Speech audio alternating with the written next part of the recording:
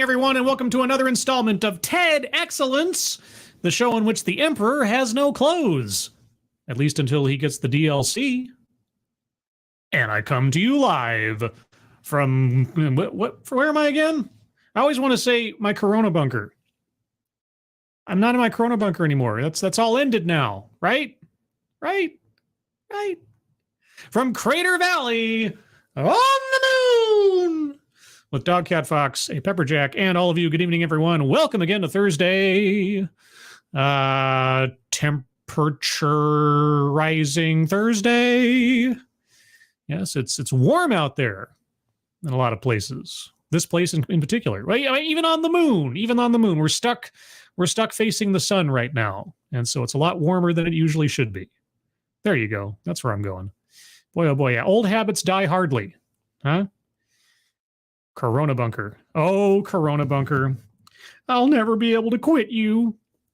But before I get into other such considerations as might be said about fictional places and things, who's joining me this evening for this adventure into fashion? Keeverdam. Good evening. Tyrannus Alexandrius the Invictus Lich, hello. Cephtus Wolf, hello. Green Badger, hello. Attack Alpaca, hello. Jonathan Peterson, hello. Robert Pincus, hello. Zero the Hero 909, hello. Tall Person, hello. Advocatus Diaboli, hello. Mike Savage, Blarg. The One Ton Hammer, hello. Brittany Holland, hello. Kyle Mack, hello. Simon Willikins, hello. Ercole Di Stefano, hello. Angelverse? How about Angelverse? About to say Angela Arriaga, but she's not here. But if she happens to listen to the future, hello, Angela. Noah Asensio, hello. Roger Reynolds, hello. And I think that's everybody I see currently. If I missed you, if you're lurking, if you're in the future, hello. I'll probably get a couple more in before we're all out. Oh, Shell D, hello. Maddie's House of Geek, hello.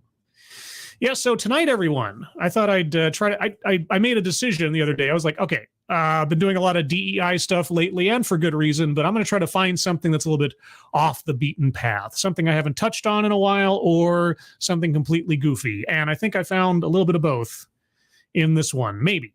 We'll find out. As we're here to learn how to ditch fast fashion and dress for the metaverse. The title alone, well, two things drew me to this. First, the title, and then the thumbnail of the speaker, because I thought to myself when I saw that thumbnail, I was like, I don't know that I've seen someone dressed that nicely for a TEDx. You know, she's got her hair all done. She's got a really nice necklace on. She's wearing a really nice dress. She looks like she's going out to the opera or something. And so I thought, well, that's the first thing caught my attention. The second thing is, okay, what is fast fashion? Okay, if you don't know what fast fashion is, it's basically just the production of clothing items in bulk, right? So you got like T-shirts and cheap dresses, usually made out of not the best materials, but produced, mass-produced and in large numbers, and so on. So you're not talking about the highest quality of stitching. Everything's done very, in mass appeal. That's fast fashion. Just producing clothing at a rapid pace and in large numbers, large quantities. So, ditching fast fashion. All right, well, if I'm ditching fast fashion, that means I must be buying more quality fashion, right? No, dress for the metaverse. And I started thinking, well, if I'm dressing for the metaverse, it's all going to be fake. And if I'm ditching fast fashion or cheap clothing, I must be sitting in my living room wearing nothing but my underwear with my goggles on and my little hand controllers if I'm going to be dressing for the metaverse. How do these two things combine? I don't know. And that's the question I want answered by watching tonight's presentation. So there's that. So that's the thinking behind that. But before I begin, who else is joining me here? Jack Frost, hello. Anybody else that I missed? Did I miss anybody? I thought I did. Maybe I didn't. Maybe it's just Jack Frost. Jack Frost nipping at my nose. And he appears, and here we are. All right. Well, with all that being said, as preamble, tonight's bingo card is bingo card B. B as in Black Desert Online, because that was the selection out of the poll today to decide which was the best source of digital fashion. Your choices were, what was it? I forget what A was all of a sudden, but it was Black Desert Online and then Call of Duty. What was A? Was it I don't remember all of a sudden. Oh my gosh, I'm having a Mitch McConnell moment or something. Yes, that'll totally date this broadcast for those of you that have no reference for that in the future. Senior staff reporter and chief Florida correspondent Colleen Bernier is in the chat. Hello, Colleen Bernier. Colleen Bernier, what? Why don't you have a wrench? What? Did you lose your wrench? Well, let me remedy that real quick, because senior staff reporter and chief Florida correspondent Colleen Bernier, well, there's a veteran right there. That's somebody that needs recognition. All right. Well, anyway, let's get on with it. This sucker clocks in at just under 18 minutes. Holy cats. I got to get going. This is going to take a while. All right. Bingo card B. Get your bingo cards ready. Links are in the description. Starting off with a few seconds for a sound test. You guys tell me if you can hear it, and then we will proceed. You never had a wrench. What? What? Senior staff reporter never had a wrench? What's wrong with me? Well, I fixed that now. Holy cats. All right. I have a prediction. You guys hear that okay? I have a prediction. Do I have the volume all the way up? I guess I do. I boosted the volume. I think it gets louder later. Let me know if you hear that. I can hear it says hammer. Okay. All right. I have a prediction, says Taylor Ball. This is from February 5th of this year. Okay. Oh, and by the way, just as a note, and obviously at the time that this presentation was given, Taylor couldn't know this, but it was just reported today that since 2022, Mark Zuckerberg's Metaverse project has lost $20 billion. Might be 21. 20 to 21 billion with a B dollars. So let's keep that in mind going in as we retroactively look at a pitch for fashion in the metaverse. 10 years from now, when you get dressed in the morning, you'll put together a beautiful outfit that combines both the real world clothes in your closet, and here's the interesting part, digital garments that only exist online. I doubt. You will embrace the exciting world of digital fashion. Woohoo!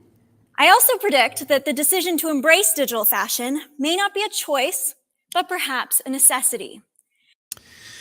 I doubt. The fashion industry is one of the biggest global polluters and one of the biggest GHG or greenhouse gas emitters. Okay. And with the urgent threat of a climate crisis, the fashion industry as a whole needs radical change. Okay, first and foremost, points for her voice projection and energy. She has a smile. I'm going to start rating the quality of the speakers here.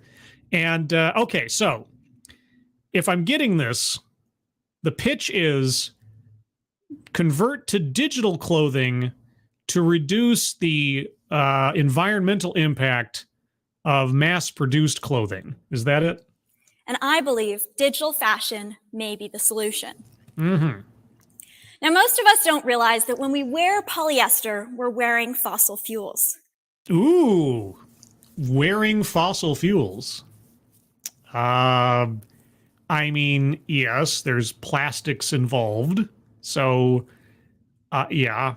You know what? When we drive our cars are standing on fossil fuels. You know, when I pick up my phone is made of fossil fuel. In fact, I think the large majority of the implements I'm using to broadcast myself right now are made of fossil fuels. In fact, more than 60% of all clothes produced today are made from fossil fuels. Mm-hmm. When washed, these clothes leach dangerous microplastics and harmful chemicals into our waterways, our ecosystems, and eventually into our bodies. Well, one tip when you're talking about grim and doom and everything else, it helps to enhance the tone if you're not smiling through it all. I mean, don't get me wrong, very pleasant smile, very nice to look at, but it kind of gives the wrong message when you're like grinning through talking about something dire. On top of this, the fashion industry is notorious for its unsafe working conditions. And there are still many instances of modern slavery to this day. I believe you on that one. Yes. Okay. So riddle me this, and this is a question I suppose I'll have to ask throughout. Since the metaverse is let's say a first world luxury at best, right? For those that can both afford the equipment necessary and the internet connection and the service subscription, all that stuff. What real impact can be measured or could conceivably be measured by having a digital fashion set up for yourself versus real clothes as compared to the majority of the planet? But it's an industry that impacts every single one of us, whether we like it or not. For example, you've likely been convinced that $5 for a t-shirt is a great deal. Depends on the shirt. Depends on the logo on the shirt. Speaking of which, I have a merch store. If you check in the description below, there's a link to my merch store. You can get your own Pepperjack t-shirt. I think there's a Ted Excellence t-shirt in there somewhere. Ooh, Ted Excellence coffee mug. I have my Ted Excellence coffee mug. I like that one. Plus a bunch of other stuff. So yeah, if you're interested in that, and they don't cost $5, Teespring certainly wouldn't make them that affordable. But if you're interested, as opposed to an inherently unsustainable business model that exploits both people and our planet. And you think that what, the digital fashion industry won't be exploiting people? You know what's necessary to generate the electricity to power the metaverse and to create all the servers that run the metaverse? And okay. And this $5 t-shirt represents a larger, more terrifying trend. Due to these artificially low prices, we're buying more clothes than ever before, and we aren't even wearing them. In 2018, the average American purchased more than 60 pieces of clothing. To put that number into perspective, we bought 5 times as much as our parents would have purchased in the 80s. Well, I can say for my part, I'm not anywhere near that. It is a rare day that I buy new clothing. Like if I buy a new shirt, it's an event. So I'm lowering my carbon or fashion footprint as much as possible. So I feel good about that. And that average piece of clothing, that $5 t-shirt, it's only worn 7 times. Not me. I wear them till there are holes in them because I'm cheap. Before it's thrown away. And if you're thinking, whoa, Taylor, you don't understand. I don't just chuck my clothes into the garbage. Unless they're like absolutely shredded or something, I don't either. Usually what I do is if I find myself with more shirts or pants or something that I'm actually using, I bundle them up and I send them off to Goodwill. That's what I do. If they are salvageable at all, they go to Goodwill. I'm a good person. I donate them to charity. Oh, wait. Well, hey, you know what? In this instance, actually, mind reading worked. I said a thing, and then she said a thing, and she already knows what I'm thinking. So there you go. Speaking of which, let's go to the bingo card real quick. I'm going to circle mind reading assumes motives just off there, because why not? And also free space, because Dog Cat Fox likes his circle. All right, so this is what we're listening for. I don't know if we'll get a bingo out of this one. It's a little off the beaten path. I guess we'll find out. Marginalization, self-vilification or wretchedness, contradicts own point or argument. Well, her argument is that, at least as I understand it so far, that metaverse digital fake fashion is going to take a bite out of the mass-produced fashion market so much that it's going to assist with climate change. That's the argument. We'll see if she contradicts it. Feminism, no, not yet. Microaggressions or conscious bias. Privilege, benevolent condescension, weightless example. The whole fashion thing might be the weightless example. We'll see. Plays victim, collectivizes own demographic. Wage gap. That's kind of been implied-ish. We'll see if she goes any further into economies. excuse me. Argumentative non sequitur. Attempt to coin new buzzword or buzz phrase. A list. We'll see. Patriarchy. Anecdote that probably never happened. We haven't had any yet that I know of. Diversity, equity, and or inclusion. White supremacy. Childhood or family anecdote. Systemic or institutional. Leaves out vital context. Sales pitch for product or service. I think that's inherent, isn't it? Yeah. Digital, not only the metaverse, but digital clothing. So circling that one. And lastly, word salad. So right now on the board, we have free space, mind reading assumes motives, and sales pitch for product or service. And also, tall person, thank you so much. Happy Take Your Pants for a Walk Day. Now, what are the odds that just for the sake of some alliteration, I'd make my thumbnail say, your pants will be made of pixels, or your pants will be pixels. And yet the very day that I'm broadcasting is Take Your Pants Out for a Walk Day. I mean, it's kismet, I tell you. It's serendipity. Thank you, tall person. All right. So where were we? Well, I hate to be the one to break it to you, but that pretty much guarantees it ends up in a landfill or an incinerator. Okay, well, it's the thought that counted? Sorry to be the bearer of bad news. Okay, so if I donate something to Goodwill or charity, it just ends up getting trashed. Well, I tried. Now, social media is driving this trend cycle, or the pressure to keep up with these fast fashion trends, and it's changing consumer behavior. 1 in 6 young people feel they cannot wear an outfit again if it's been seen on social media. I come from a ridiculously different time then, obviously. I am a fossil. I am a relic of propriety and attitude. I really am. I mean, it is often the case that my sister and I will go out shopping or something, hanging out, and we'll walk by someplace, let's say, just for example, a shoe store, and I'll see a pair of shoes, the kind that I would have had, you know, when I was a kid in elementary school or something, like a pair of Converse shoes, right? Just Converse All-Stars. And I'll look, and they'll be selling for like $50 or $60 or something. I'll be like, what? Because my brain about prices and things is apparently stuck in like 1997. And I'm thinking those shouldn't cost more than about maybe 20, 30 bucks. What? 60, huh? But yeah, I'm from another era, I suppose. Thank you, Derek LaRue. Holy cats. Thank you so much, Derek, as always, for your generosity and support. Really, really do appreciate it. Hope you're doing well. It's ridiculously generous of you. Thank you. Hope you're enjoying the fast fashion show so far. Digital clothing. I think I had my most fun with digital clothing playing Star Wars: The Old Republic. Because man, if you are a Star Wars fan and you want to play Barbie doll, no endorsement of the film, but there it is, with your Star Wars character, they made a pretty good and pretty eclectic costuming and skin system for SWTOR.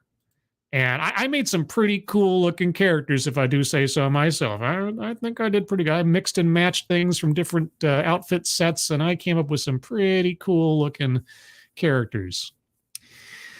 I'm a sad person. Thank you, Mr. Tickletrunk, for the happy, smiley, dancy dog cat fox. Oh, dog cat fox. Wowie, wow, wow. Dog cat.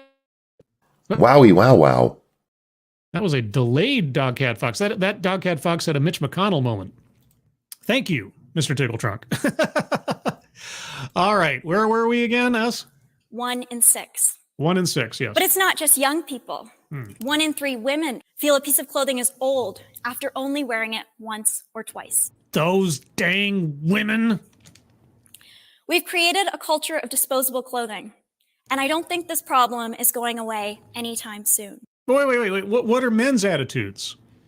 No, okay. 1 in 6 young people and then 1 in 3 women. Well, what is the general attitude of men about wearing clothes more than once? Because I'll bet you their attitude is polar opposite from that, right? It's like, what shall I wear today? Oh, I'm still wearing my clothes from yesterday. I'm good to go. It's like pair of pants on the floor. Do they smell bad? No, good to go. Now, retailers are trying to address this problem of overconsumption with innovative business models. Like selling more clothes? There are rental services that allow users to rent, subscribe, and buy designer apparel and accessories. There's also resale and re-commerce sites that allow people to buy secondhand clothes at a variety of price points. Yeah, they used to call consignment stores, that kind of thing. That's okay. When I want to rent, I mean, renting a tuxedo, renting a dress or something. Yeah. All right. Is this really that big of an industry any more than it had been in the past? From affordable items to luxury pieces. Uh-huh. And by 2030, the fashion resale market is projected to be worth twice as much, double today's fast fashion industry. Why? I mean, I'm not being like, overly skeptical or facetious or something. I'm just like, why? What mechanism causes that to be so? And while this is exciting, Uh-huh. I think many of us, especially young people, we have an inherent need for newness that is not necessarily met by these more sustainable business models. Yes, if only we had some old time values of longevity and not this planned obsolescence, instant gratification, got to have the newest thing, etc.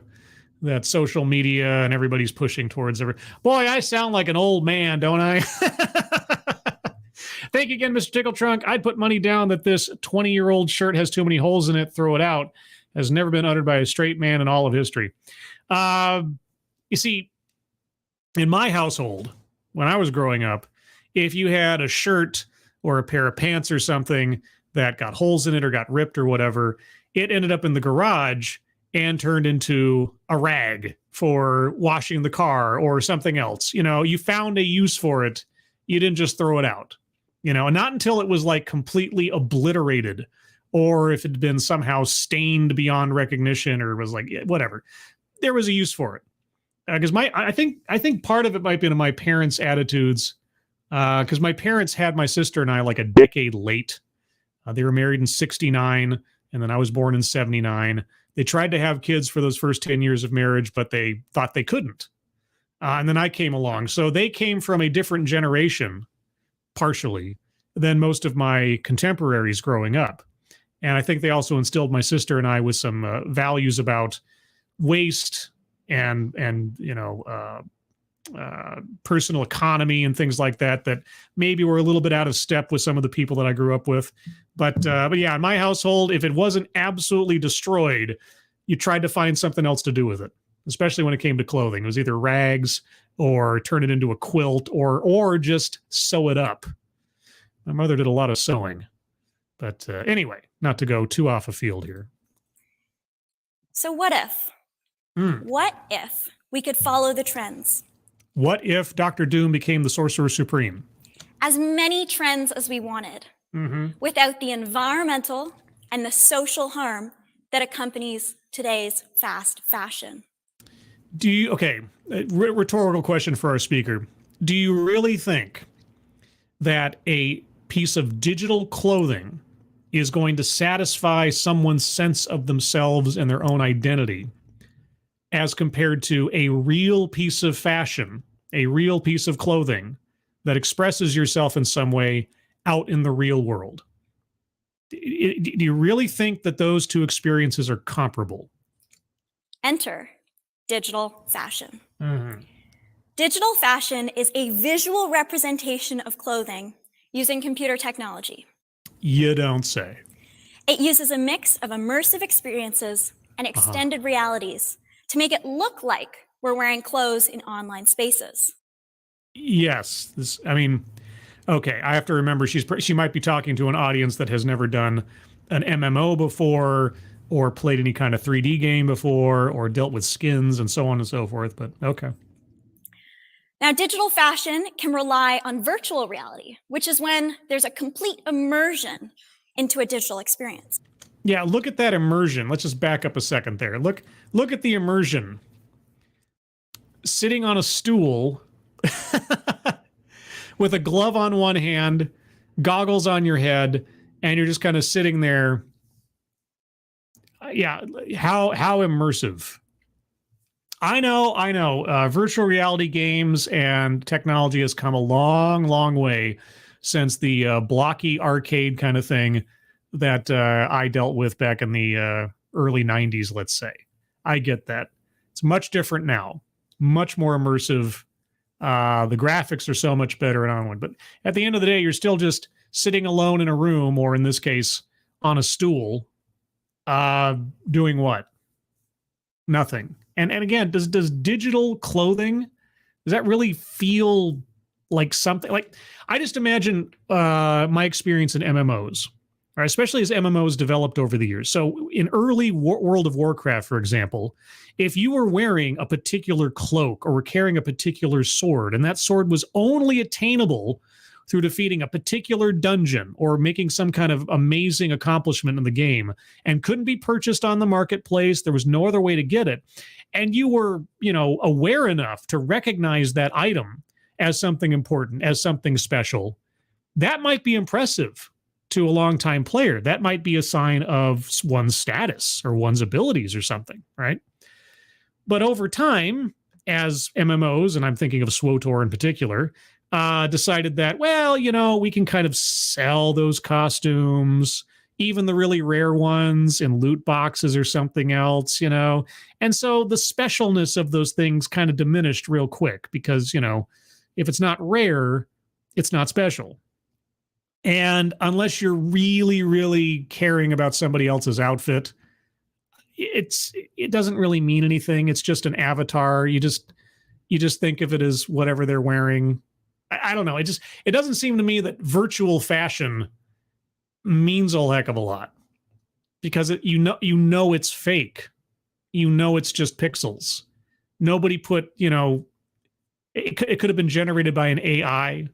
You look at some dress or something that somebody's wearing to the Oscars, and you think about, oh, someone had to hand weave that thing together, or I don't know. It just doesn't feel the same to me in concept. Into a digital experience.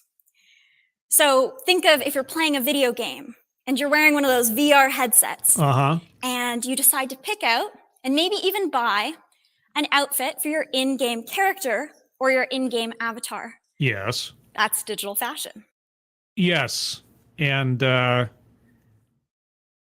mean, I don't know. Maybe you haven't played enough VR games, or haven't gone onto VR chat or something.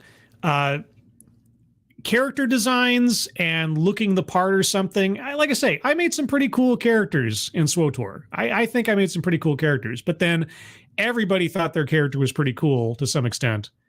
And unless you were like role playing with someone and you're being a character or something, you don't really stand out. You're just another, nut job running around with 2 lightsabers and a giant helmet on or something. And these in-game outfits, they're wildly popular. They're known as skins, and they can cost anywhere from a few dollars to a couple $100. Unless you're on CSGO. But augmented reality is where I see the true potential for digital fashion. Okay. Augmented reality is when computer-generated images are added on top of the real world. Yes, and your example there was, hold on, let me back up. Somebody put a avatar Na'vi face over themselves. Wow. And then, I wonder, are NF trees included in this? You guys remember NF trees? I remember NF trees. Are added on top of the real world. So think of teenagers on social media using those filters that change how you look. Yeah, no, I'm aware. Making you look like a dog or a cat or quite literally anything else. Joe Biden. That's augmented reality. Wow. And digital fashion or fashion brands are already using these augmented reality filters as a way to share and distribute digital fashion. And this is going to reduce the impact of physical fast fashion. How? Now, the metaverse. I think many of us have heard of it. And I think it's safe to say even more of us are wondering, what the heck is it? Yeah, especially Mark Zuckerberg after 21 billion have been burned in the effort. And that's okay. Mm-hmm. The metaverse is an immersive, 3D, and connected world. Immersive? A world where we can interact with one another. It's called VR chat. It's been around a lot longer than the metaverse. In the same way we can interact in person, but it's all online. No, it is not the same way you interact in person. It's not. It literally is not. Now, the metaverse uses a mix of augmented and virtual reality. It does? But there's an important distinction. Okay. It doesn't actually exist, at least not yet in the fully connected form. And yet you know that digital fashion via the metaverse is going to reduce the ecological impact of fast fashion. Okay. Instead, you can think of the metaverse as a vision of the future, as opposed to a current reality. So it's a speculative market, is what you're saying. Now, the metaverse is widely believed to be the next evolution of the internet. oh, Taylor, if only you were telling us this, you knew the future. Just a few months from when you're giving this presentation. Oh, it's sad. But in the context of digital fashion, it's easier if we simply think of it as another platform in which we can use digital fashion. We can wear digital fashion on social media, in videos or in video games, and in the metaverse. So what if you could go for a run in the morning before work, then sit down in front of your laptop in your stinky, sweaty workout clothes and hop on a video call with your boss?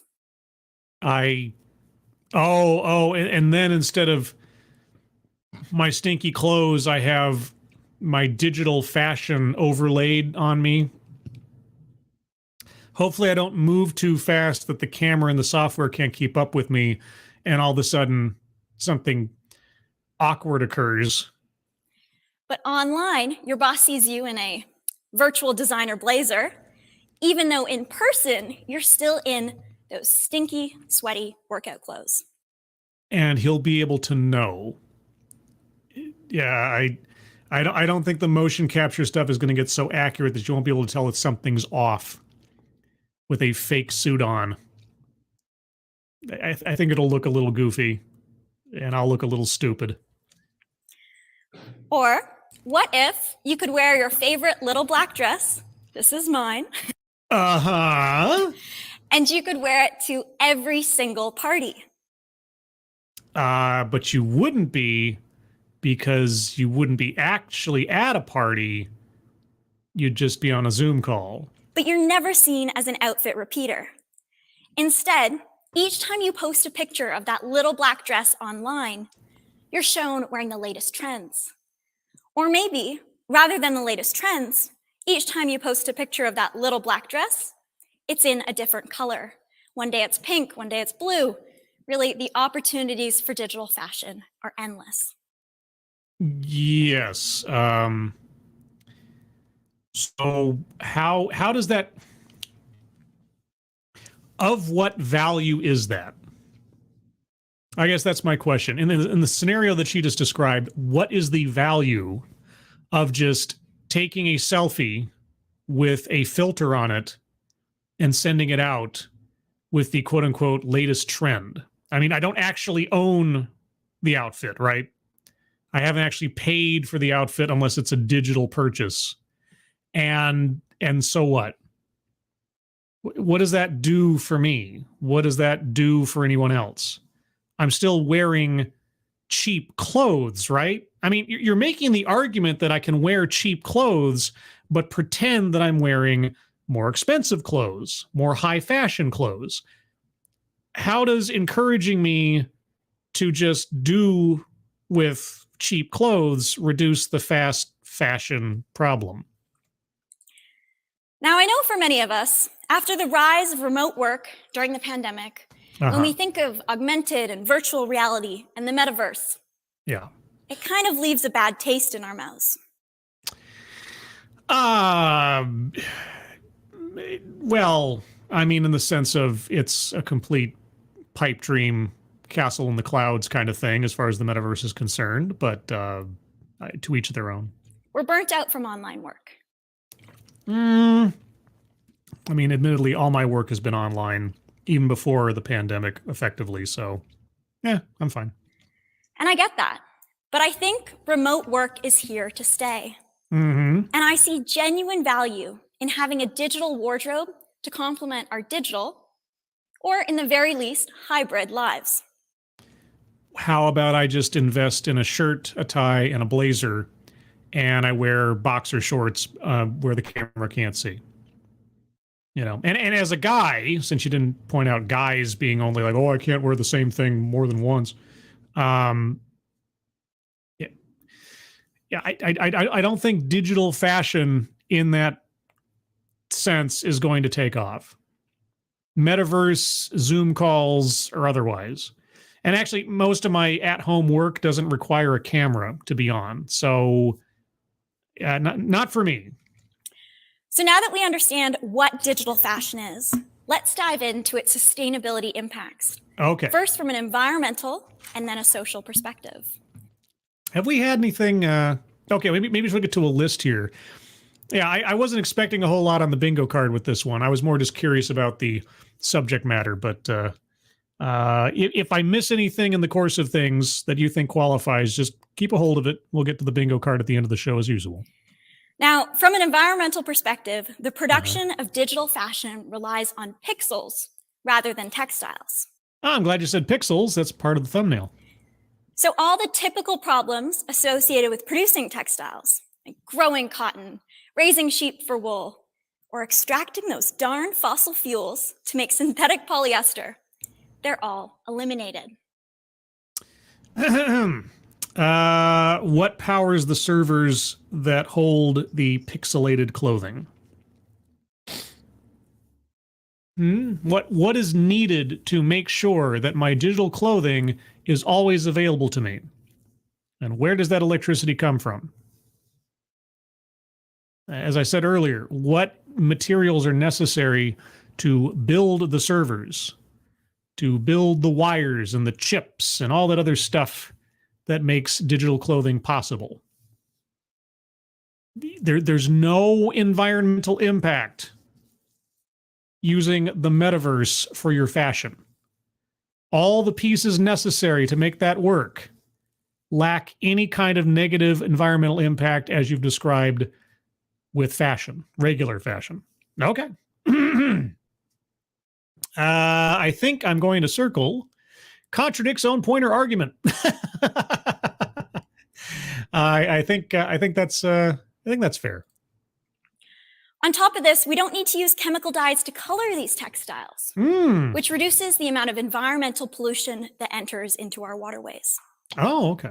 Now, for these reasons and more, the production of a digital fashion garment is estimated to use 97% less carbon dioxide, or CO2, than the production of a typical piece of clothing. Yes, but the infrastructure necessary to make that thing work in the first place. I mean, the singular item, right? The singular item of your fake clothing all by itself, if you could take it and just say, oh, the actual, expense in resources necessary for that single item, if you could actually, have it in isolation, sure, it's probably very, very minimal. But it's not in isolation. It requires a whole extra set of layers of things to be working at the same time for that to make any sense. So, no. If people are going to be on the metaverse, if the metaverse is going to be a thing, if it's going to be maintained, if it's going to grow, if it's going to be sustained and built upon and improved upon, and if people are going to be sitting in their living rooms getting the latest gear to do this, that, and the other, it's not a small expense. Now, retailers are using digital fashion as a way to decrease costs and cut carbon emissions. One example is that retailers are using digital fashion as a way to reduce product returns by showing online shoppers what the clothes they're about to buy would look like on them in person. Well, I mean, I'm sure the quality of that concept has gone up quite a lot in the last few years, but that is nothing new. That is nothing new. There was a I forget what it was called, but I had to buy a pair of glasses one time. And I did so off of the Intertubes. And this seller, they allowed you to upload a picture of yourself.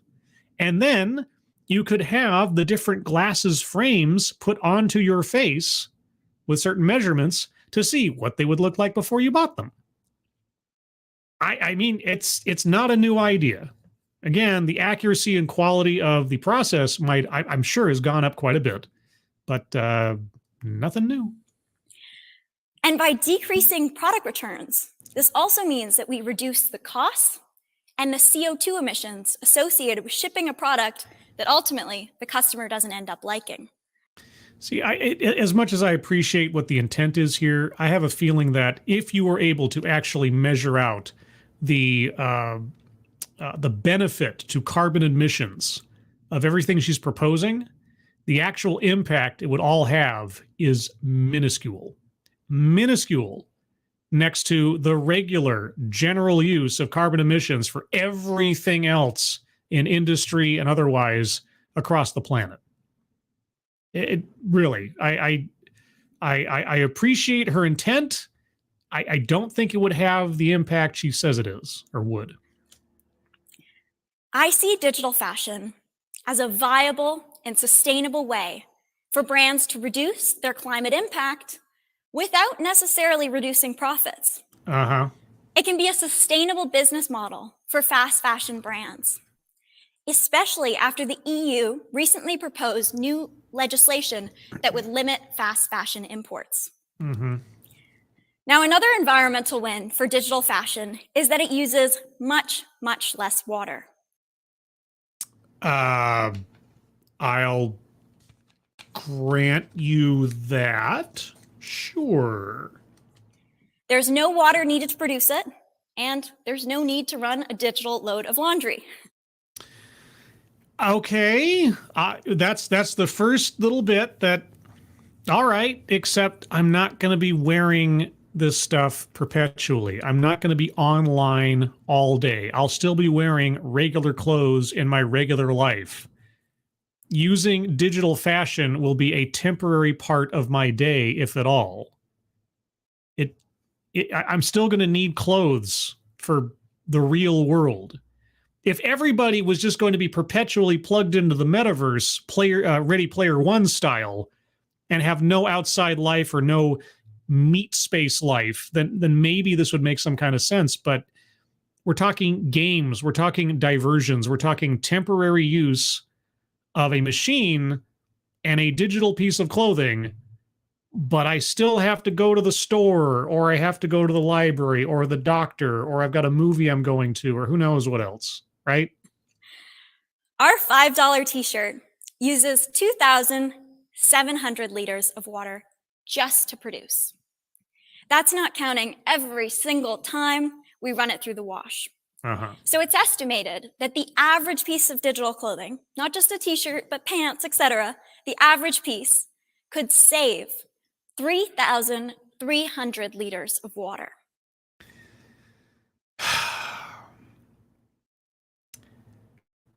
This still doesn't make any sense.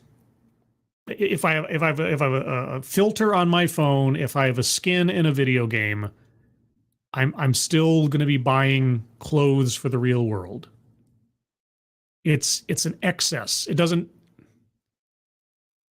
Maybe my brain just can't comprehend this, right? Like I said, if I did nothing else but live in my apartment and never went anywhere and only stayed alive on the metaverse or whatever, then maybe.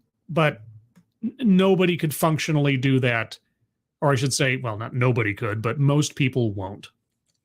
Now, to put that big number into perspective, that's enough water for you to get your daily dose of 2 liters per day for 3.5 years. Wow. And because we aren't doing any loads of laundry, we also aren't leaching dangerous microplastics and harmful chemicals into our waterways. I'm still going to be doing laundry. I'm still going to be wearing clothing in the real world. It's not going to change my habit of what I'm wearing. You're talking about trying to replace something. It's not going to replace that much. People are still going to want to show. Here's the thing.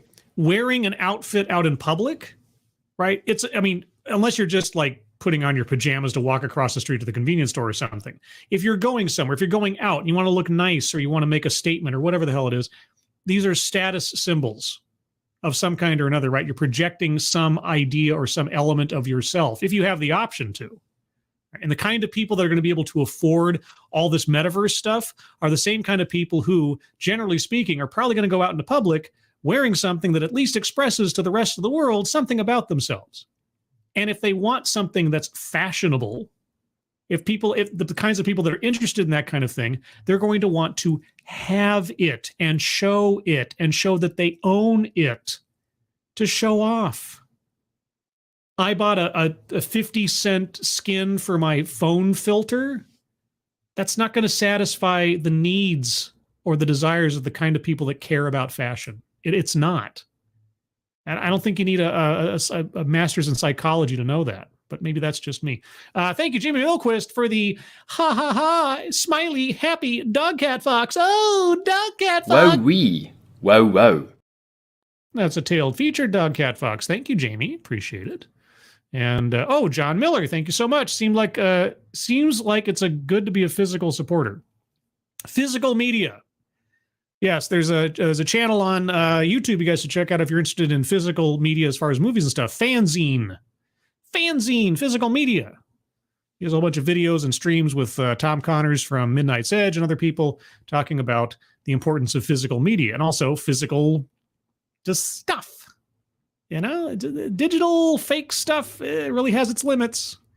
Thank you, Ms. Tickletrunk, again. This feels like I only read the back book report. She hasn't made a compelling argument. Let's put it that way. Like with most TEDx's, I've got the persuasive essay in my head, and I'm waiting for those points to be hit. And she's doing her best. I mean, it's structured relatively well so far in that sense. But as far as like actually selling me on the idea, she hasn't. She hasn't drawn a line between how any of this will actually take off to such a degree that it will have an impact as she's describing. It's a lot of wishful thinking and seemingly ignoring human nature in the process. Now, this is really important. Okay. Once microplastics enter into our waterways, yes, we do not have any effective way of removing them. Great. So we're all screwed. I mean, it's done. I mean, like you said, we're processing through water. Everybody's washing their clothes and so on and so forth. Nobody's stopping to do that. The damage is and has been done. Unless or until they find a way to filter that out. And all of us, everybody, myself, everybody listening to this, you, all of us have microplastics going through our bodies all the time now, right? Because you can't get them out. They're in the water system. That's it. It's one of those things that's a terrible truth, but it's unavoidable. And digital clothing isn't going to solve that, right? This alone should be enough reason to embrace digital fashion. No, like I said, the damage has been done. The amount of microplastics in the environment right now, and it has been accumulating over decades and decades and decades, and will be doing so for decades and decades more, is not going to be affected by digital clothing. Even if everybody, you just said it yourself, you can't get it out of the water. Even if everybody converted to digital clothing tomorrow and never bought another piece of regular clothing again, it's not going anywhere. Not your best argument so far amongst whatever ones you've made. But from a social perspective, there are even more sustainability benefits. Oh, okay. Digital fashion can be worn by anyone, regardless of size, body type, or gender. Anyone? Like, well, what if I can't afford the metaverse? What if I can't afford all the equipment? What if I can't afford the subscription? What if I can't afford the latest trend? Like, if it actually takes off the way that you say, eventually things will start getting priced into exclusivity, right? Like that pair of pants. If you need a model to look at how this works, just look at MMOs. Just look at MMOs, okay? Or any of those egg timer games, or any game that has its own digital currency where you have clothing options or costumes for your avatar or whatever. All right. Eventually, there's going to be something that I want that's priced out of my range. Anybody can wear them as long as you can afford it. Digital fashion can truly be universal, and it gives a whole new meaning to the phrase, one size fits all. I see digital fashion as a disruptive force that can promote new and unconventional designers. Okay. How? It can create diversity and innovation. Oh, diversity. Oh my gosh. I didn't think we'd get there. Diversity, equity, and or inclusion on the board. Oh my gosh. By allowing these new designers who have little power in today's hierarchical fashion industry to create and sell clothes that can reach the masses. They're not really clothes. And the fashion industry has always been hierarchical. People are going to want to wear something in real life more than they're going to want to have a veneer on a phone app. Okay, somebody wants to look good and feel good about themselves in real life when it comes to fashion. Just pasting on a sticker to a selfie is not going to be the same thing. I really wish she'd get down, or at least mention, because she hasn't so far. She's talked about the statistics. She's talked about people's habits. I'd like her to at least address the psychological aspect to going out in something that makes you feel good about yourself. All right? Like when I wear a suit, when I've got an occasion, if I have an occasion to wear a suit, or like a tie and a vest and everything, I take it. Even if it's only mildly justified, I take it because I love the feeling of getting dressed up. I like the way that I look when I've got on that vest that's hugging my middle just a little bit, right? You got the tie around your neck and you feel a little bit straighter of back. And you got your jacket on and you look a little dangerous or something, right? It's that feeling. You don't get that feeling with a skin on a game. You don't get that feeling with a template on a selfie. You just don't. Just like what she's wearing right now. I bet she thinks, and she's right, she looks great, right? But in her world, I'd be watching this TEDx talk and some motion tracking camera would be continually putting a picture, a JPEG, a PNG over her body while she's just wearing sweats. Which would be more desirable an experience for her, do you think? I don't know. In the same way, video sharing services have democratized the world of film and TV.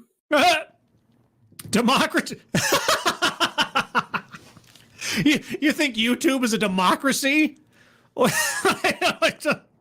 Whoa. Allowing anyone with a smartphone to create and share interesting content. I mean, okay, if that's all you're looking at, then okay, sure. You can create and share anything you want. It ain't no democracy. Digital fashion can democratize the world of design, allowing anyone, regardless of education, background, or geography, to create and sell digital clothes. Okay, yes, creating digital assets, yes, it's true. You know, you can go on to a marketplace right now. You can build your own video game. You can take the Unity engine and a few templates and a few extra kits and things and buy stuff off the market. You can buy a digital tree or a digital animal or whatever else. Yes, there is a marketplace for digital goods, so to speak. And yes, skins on things in video games. May I introduce you to CSGO? Yes. Is this a sustainable business? For some people, yes. Is it going to positively impact the environment, as you say? But here's the thing. Somebody who's designing fashion digitally or otherwise, I mean, if you can make a career out of that, more power to you. But someone who's like a fashion designer, they probably want to actually design something people would wear because there's a lot of digital skins out there. And AI is going to be making digital skins a lot more quickly, efficiently, and cheaply than a human pretty quick. Actual human talent and skill is probably going to become more valuable in short order. And I think the clothes that we're going to see from digital fashion will be unlike anything we've ever seen before. I agree, because they don't have the same constraints as the real world. We could see suits made out of water. Yeah, you could. Dresses made out of fire. No, that's fire. Shoes made out of clouds. Hats made out of cabbage. Without the typical restrictions of physics and gravity, the opportunities for innovation are seemingly endless. Innovation? How is that innovative? Computer game characters, video game characters, all this stuff. Okay. Especially when combined with diverse designers. Oh, diverse. Oh boy. What has that got to do with anything? No, you see, you said one size fits all, right? Democratizing and so on. Oh, now diverse designers. Oh, okay. Let's see. Tyrannus says a list in the chat. Yes, she did this list off. You could have a suit of this and a suit of that and this, that, and she's done a couple of lists so far. So I'll circle a list. Thank you, Tyrannus. But there's always a but, isn't there? Oh yeah, there is. We must remember that this is an emerging technology being built on top of an industry with its fair share of problems. Yes, and just a few months away from when you did this presentation, those problems became more than evident. The fashion industry faces huge gender inequity. Oh, gender inequity.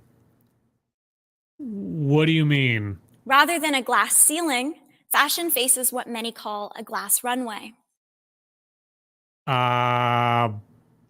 Please explain. 85% of fashion school graduates are women. Yes. Yet only 14% of the major fashion brands are run by women. Huh. I wonder why that is. I'm sure our speaker has a theory. Or is she not going to state any kind of explanation and just leave it hanging in the air? Meanwhile, women... Okay, you know what? That sounds like patriarchy to me.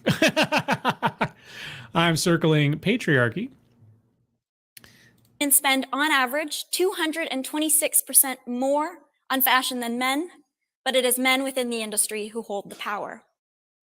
What if all the women decided to stop designing? They could just stop designing. They could open their own fashion houses. Why don't they? If 85% of the fashion designers are women, why are only 14% running the businesses? Why? Within the metaverse, we see a disappointingly similar trend.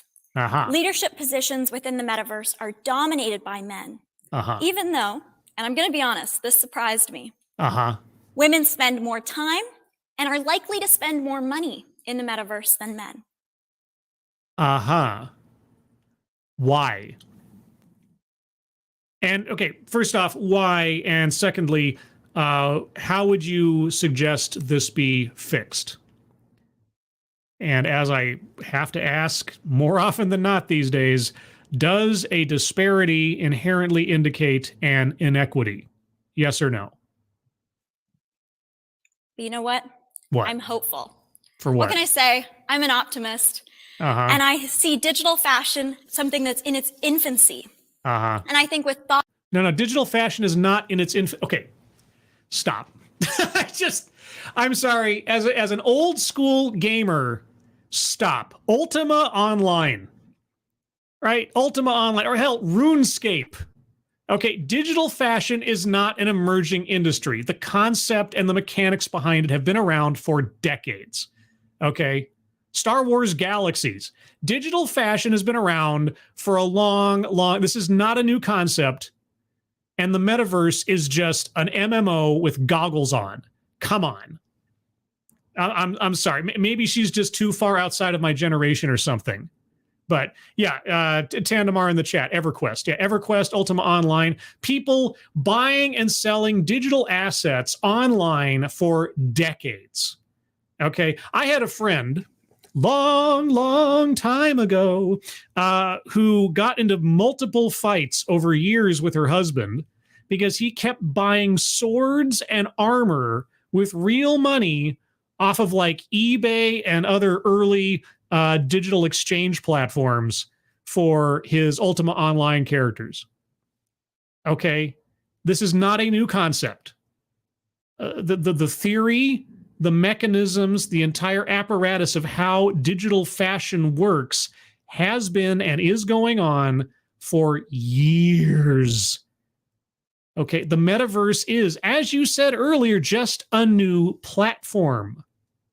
If it ever comes to any kind of fruition, the metaverse is just another platform for what is effectively a giant MMO. And the economies of MMOs have been explored in different games on different platforms for decades. You're not coming up with anything new here. You're really not.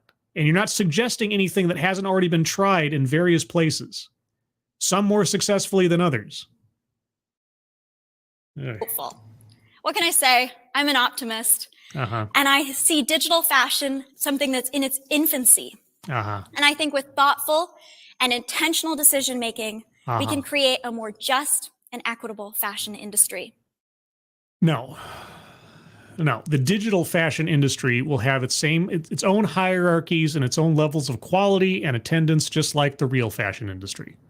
Okay, it'll just be a different beast in appearance, but it'll be the same old thing. It really will be. You'll have your superstar digital fashion designers and your not so well known fashion designers and people who can't catch a break fashion designers. It's all going to get, good Lord, talk about the basics of human psychology when it comes to how you represent yourself to the world. Human ego, okay? It's this, at the end of the day, it all comes down to people, and people are people. So why should it be? You and I should get along. So anyway, you know what I'm talking about. Now, the last aspect of sustainability I want to address is what is known as the displacement rate. The displacement rate. Okay, I'm not familiar with this. Digital fashion is only an effective and sustainable solution if it displaces or replaces our consumption of fast fashion or physical clothing. Yes. Well, that's what I've been asking about this entire time. How do you know it's going to have an impact sizable enough to do everything you say it's going to do? What evidence do you have of this? Now, I know for many of you, maybe even most of you, this is probably the first time you've ever heard of digital fashion. Well, I can't speak for the audience, but for me, no, it's not the first time. But I can almost guarantee it won't be the last. Analysts predict the global digital fashion market could be worth $55 billion by 2030. Could be worth $55 billion by 2030. What is it now? What is the global market of digital skins and clothing right now? When you take all the MMOs and the VR chats and the competitive gaming and all that stuff, right? All that stuff. And also the current available skins or filters that you have, right? What is it now? How do they project that? Why do they think that? What goes behind those numbers to arrive at that sum? To put that into perspective, that's more than 50 times, 50 times the Canadian menswear industry. What?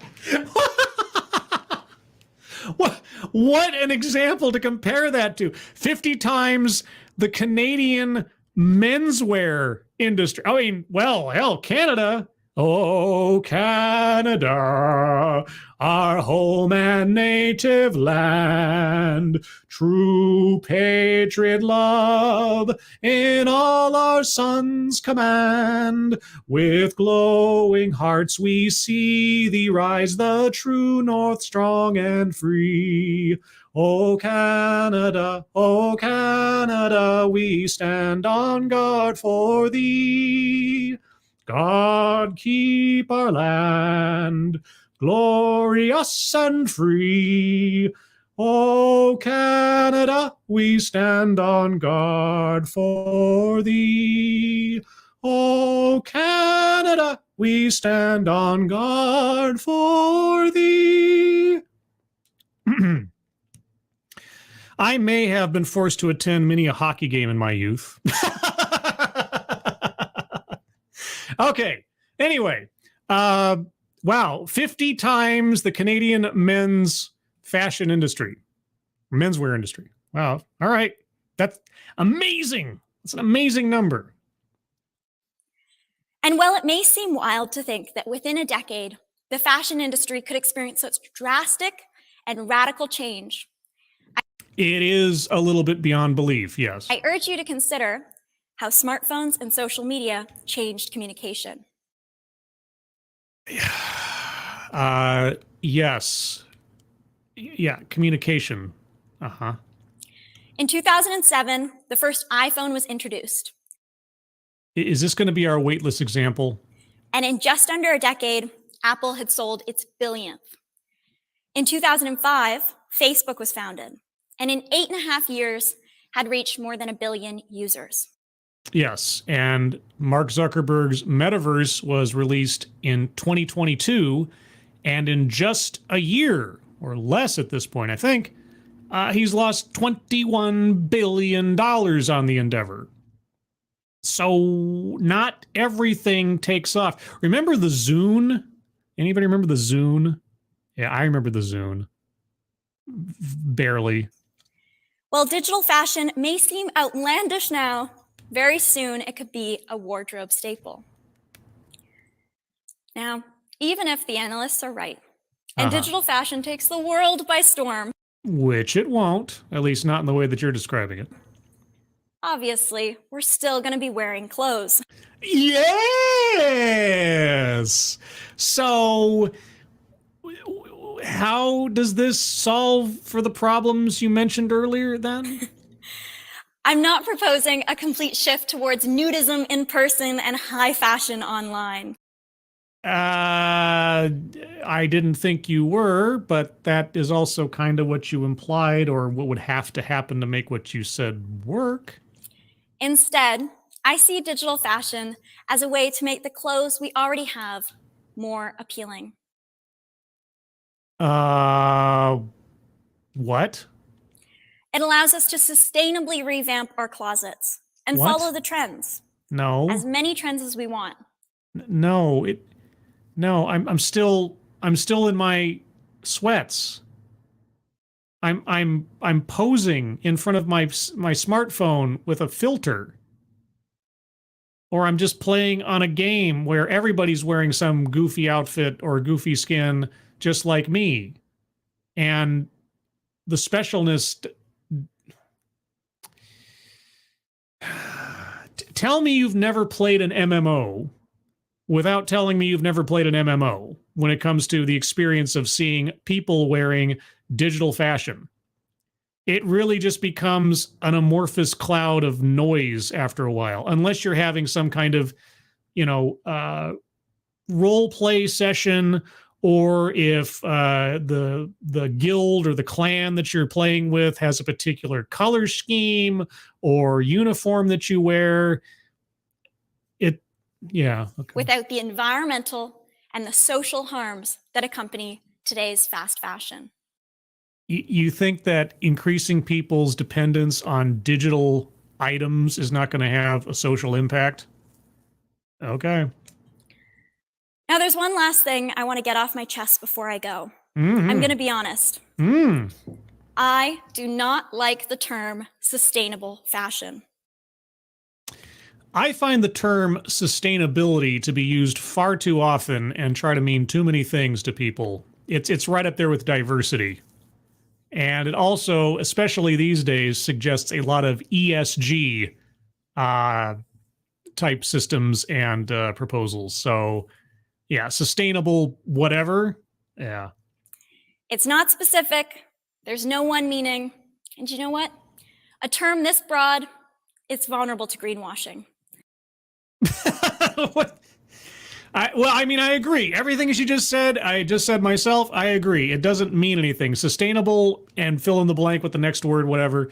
It's all nonsense these days. It's all just buzzword stuff.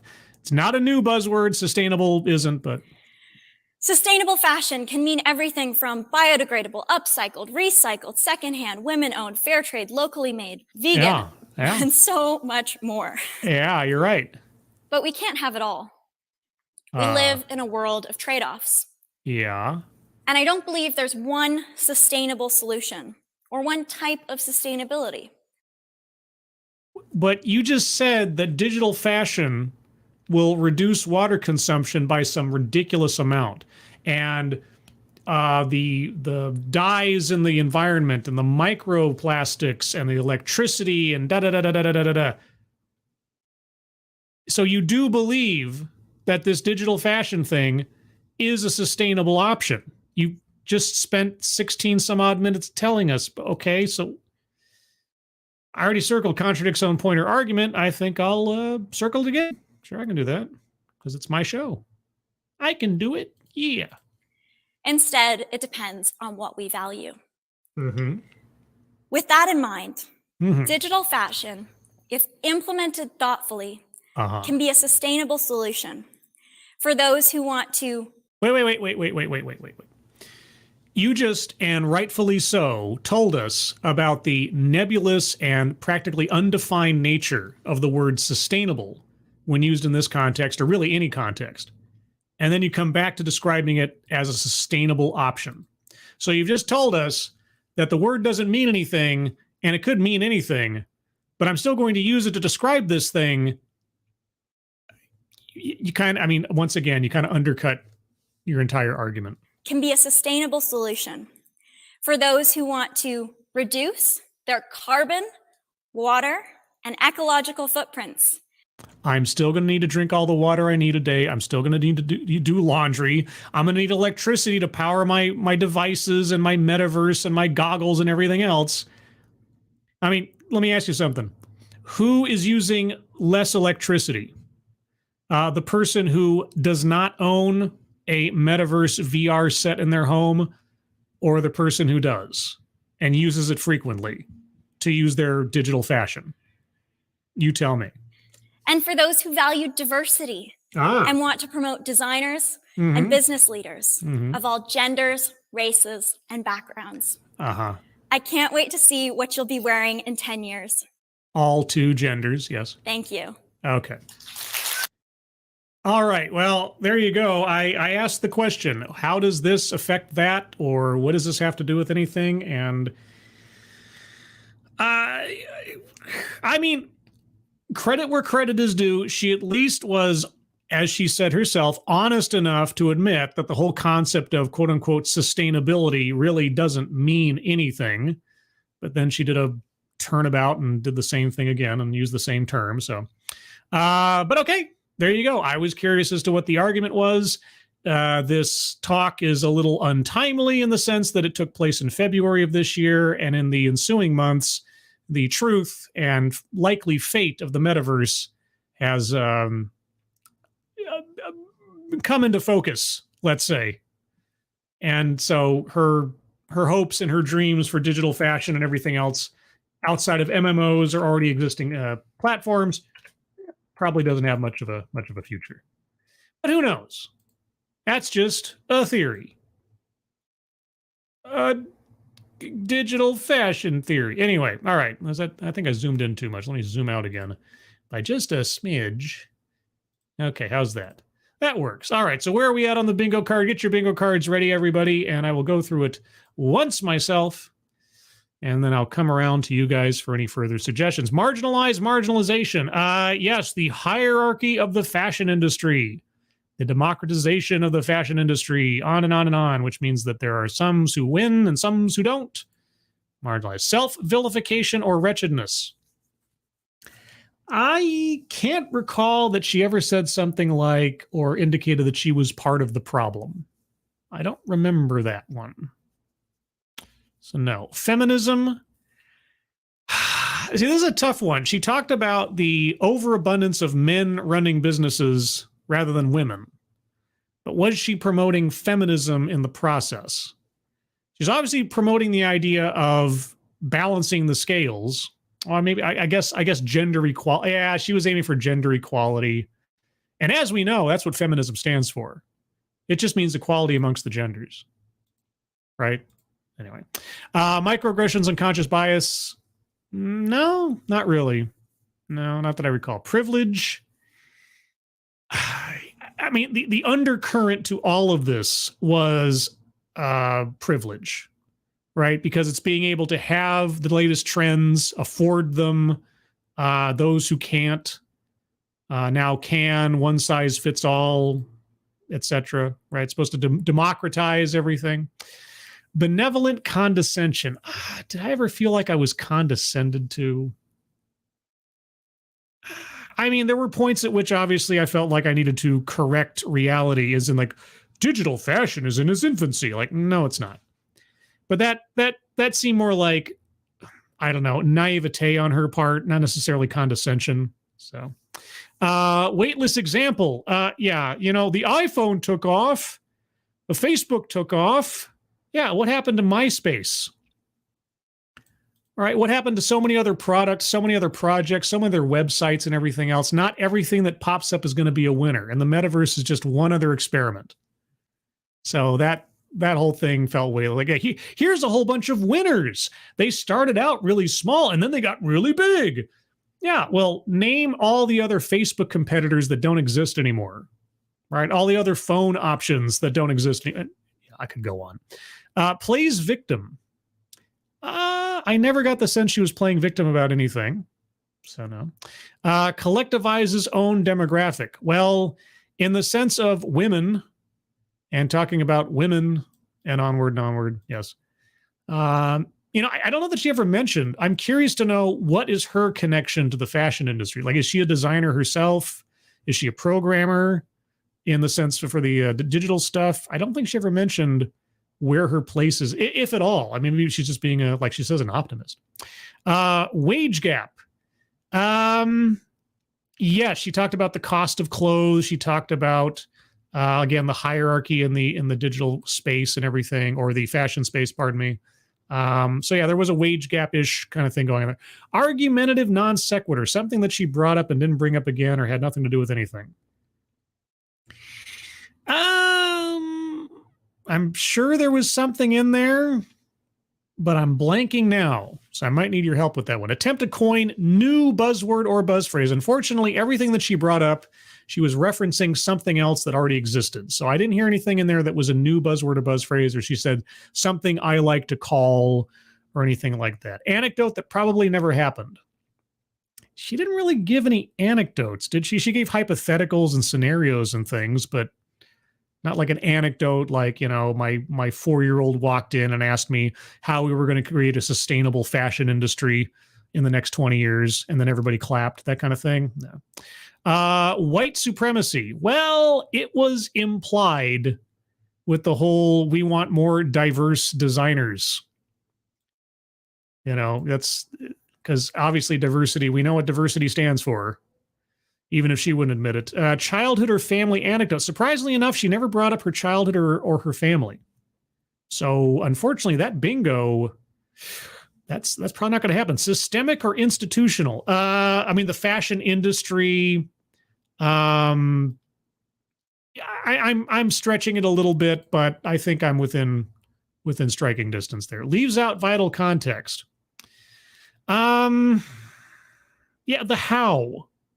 It really came down to how is this going to do the things you say it's going to do, right? And also the psychology of people and clothing. there is a psychological aspect to people and the clothing that they wear. And that tactile experience is something that you just can't ignore when you're trying to make an argument that you're going to replace real fashion with digital clothing. I think that was necessary, and that wasn't included. And lastly, word salad. I never, for as much as she went all over the place, I never felt like I was going in my head, like that never came up in my mind. So, I mean, she made her arguments. They all made sense. They were all coherent. I didn't feel like it was just words for the sake of saying words at any particular point. So almost created kind of an interesting quasi-W pattern on the card, but that's the card as I have it. If you have arguments for squares to be circled, please put them in the chat now. If I've missed your comment earlier, please just repost it, and I'll try to get to as many as I can here. Spudgun, she's a strategy and operations at Aritzia, student council president, master in sustainability management. Oh, now so she has a vested interest. Aritzia, strategy and operate at Aritzia. I don't know what Aritzia is. What's an Aritzia? Advocast Diaboli, she left out vital context when she said, quote, will be worth $55 billion in 2030. That's true. She forgot to mention that with inflation, that will be $10 in today's money. There's also that. Super Koopa, when will all this DEI madness end? Oh, it's going to be a while. It's going to be a slow withering on the vine. We're already seeing it being phased out of most businesses. They're going to start changing their branding to talk about inclusion, because diversity as an argument or a legal defense is already a poison pill. They just don't seem to know it yet, or those that do are rushing to change their branding and their marketing. But yeah, as far as the belief system behind it, it's not going anywhere. They're just going to find ways to try to dodge legal liability and backlash. That's about it. But yeah, you might see the word diversity start to take a back seat if it's mentioned at all, but equity and or inclusion, those are always going to be there. Those were not the words used in argument before the Supreme Court that failed to convince. Diversity was. Adabisi, she's a woman, so her mentioning the fashion industry having women occupy 86% in the something, but only owning 40% of the industry, I think that has her be playing the victim. I agree with Adabisi. You agree with yourself. Well, you know what? You're lucky, because I agree with you too. So yeah, you're right. She's placed herself in that category. And I'm assuming she has some stake in the industry, some way, shape, or form. So, all right, I'll give that to you. Let's see. Spudgun again. Aritzia LP is a Canadian women's fashion brand. Aha! Founded in Vancouver, British Columbia by Brian Hill in 19... Wait, she's working for a company founded by a man? What madness is this? How...